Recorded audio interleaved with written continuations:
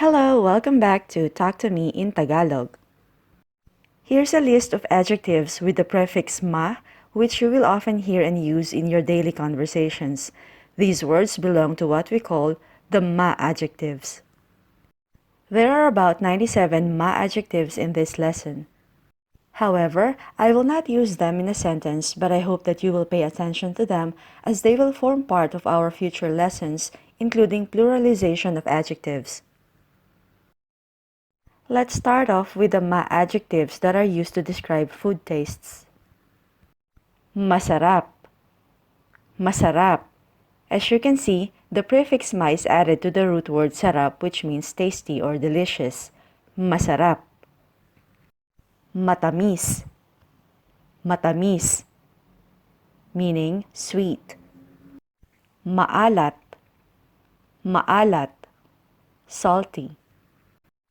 Maasim. Maasim, sour. Maanghang. Maanghang, spicy. Mapakla. Mapakla, meaning bland. The word mapakla is often used to describe the taste of an unripe fruit. Maanta. Maanta, rancid. Mapait. Mapait, meaning bitter.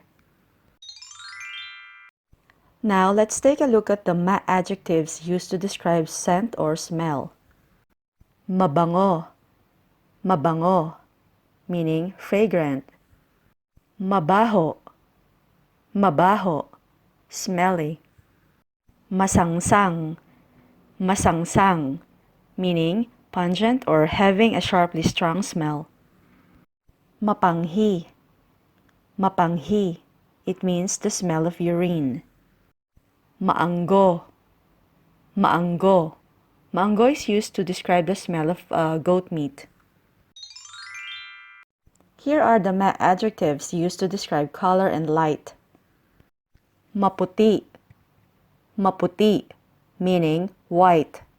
Puti is the name of the color white, but if you add the prefix ma, it becomes an adjective to describe anything that is white. Maitim. Maitim, meaning black. Mapula. Mapula, red. Madilaw. Madilaw, yellow. Maliwanag. Maliwanag, meaning bright. Madilim. Madilim, dark. Matingkad. Matingkad, dark-colored. Mapusyaw. Mapusyaw, light-colored. Now let's study ma adjectives that are associated with size and dimension. Malaki. Malaki, meaning big. Maliit. Maliit, small. Maluwang. Maluwang, wide or spacious. Masikip. Masikip, narrow. Mabigat. Mabigat, meaning heavy. Magaan. Magaan, light. Mahaba. Mahaba, meaning long. Maikli. Maikli, meaning short in length. Mataas. Mataas, tall. Mababa. Mababa, meaning short in height. Makapal. Makapal, thick. Manipis. Manipis, thin. Now here are the ma adjectives used to describe someone's ability. Magaling. Magaling, meaning capable. Mahusay. Mahusay, skillful. Mabilis. Mabilis, fast. Matulin. Matulin, it also means fast. Mabagal. Mabagal, slow. Makupad, makupad, slow. Malakas, malakas, meaning strong. Mahina, mahina, weak. Matalino, matalino, intelligent. Maabilidad, maabilidad, meaning capable. Maabilidad is used to describe someone with a variety of abilities. Madiskarte, madiskarte, resourceful. Maliksi, maliksi, agile. Here are my adjectives related to texture. Matulis, matulis, meaning pointed. Matalas, matalas, meaning sharp. Matalim, matalim. It also means sharp. Matalas and matalim are used to describe a knife. Mapurol, mapurol. It's the opposite of matalas and matalim, which means dull. Madulas, madulas, slimy. Makinis, makinis, meaning smooth. Magaspang, magaspang, rough. Matigas, matigas, hard. Malambot, malambot, soft. Here are the mga adjectives used to describe weather. Maaraw, maaraw, meaning sunny. Mainit, mainit, hot. Malamig, malamig, cold. Maulan, maulan, rainy. Maulap, maulap, meaning cloudy. Makulimlim, makulimlim, overcast. Maaliwalas, maaliwalas, bright and pleasant. Maalinsangan, maalinsangan, hot and humid. Now let's go over some adjectives that are used to describe state and condition. Malinis, malinis, meaning clean. Marumi, marumi, dirty. Maayos, maayos, orderly. Mayaman, mayaman, rich. Magulo, magulo, chaotic. Matibay, matibay, meaning sturdy. Marupok, marupok, fragile.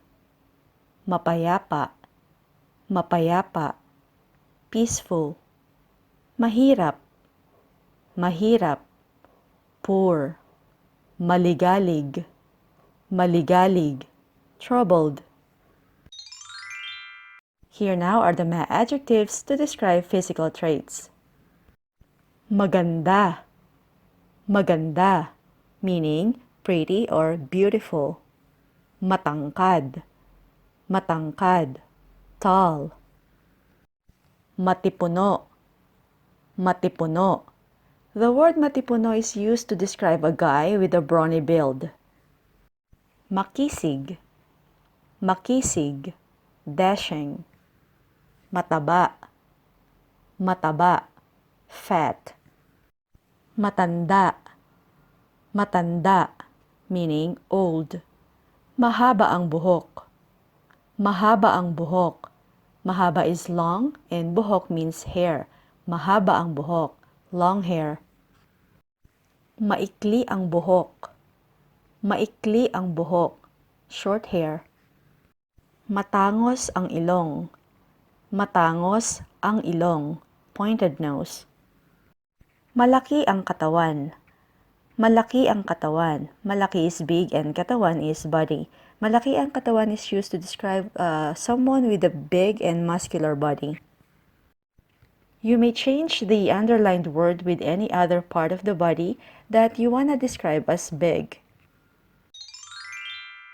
Let's now move on to my adjectives to describe positive character. Mabait. Mabait, meaning kind. Magalang. Magalang, polite. Mabuti. Mabuti, good. Maaasahan. Maaasahan, dependable. Masipag. Masipag, meaning hardworking. Masinop. Masinop, organized. Mahinahon. Mahinahon, calm. Mapagkakatiwalaan. Mapagkakatiwalaan, trustworthy. And finally, here are the adjectives used to describe negative character. Maingay. Maingay, meaning loud or noisy. Madaldal. Madaldal, talkative. Masama. Masama, bad. Malupit. Malupit, cruel. Makulit. Makulit. There's no exact English translation for the word makulit. It's often used to describe someone who does or asks something in a repetitive and annoying manner. Makulit. Magastos. Magastos, spendthrift. Mahiyain. Mahiyain, overly shy. Maloko. Maloko, goofy. That's all for now. Please subscribe to my channel for more Tagalog language lessons. If you like this video, please give it a thumbs up and I'll see you again very soon. Maraming salamat po!